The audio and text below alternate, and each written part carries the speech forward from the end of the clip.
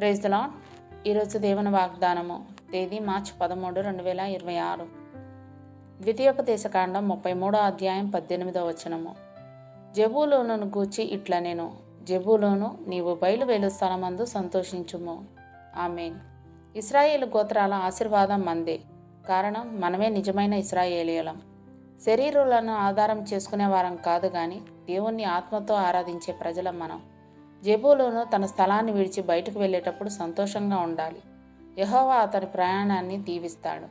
ఈ ఆశీర్వాదంలో మన కోసం దాచి ఉంచబడిన వాగ్దానాన్ని కూడా మనం చూస్తాం. మనం బయటకు వెళ్ళేటప్పుడు సంతోషకరమైన సంఘటనలు మనకు ఎదురొస్తాయి. మనం ప్రయాణాలు చేయడానికి బయటకు వెళ్ళేటప్పుడు దేవుని అనుగ్రహ సమృద్ధి మన చుట్టూ సైన్యంలా ఉండి గొప్ప భద్రతనిస్తుంది. మన దేశాన్ని విడిచి వేరే దేశానికి వెళ్ళే పరిస్థితులు వచ్చినప్పుడు సముద్రం మీదనైనా, ఆకాశంలోనైనా, భూమి మీదనైనా అన్ని రకాల ప్రయాణాల్లో ప్రభువు మనతో ఉంటాడు. మనం మిషనరీలుగా బయటకు వెళ్తాం.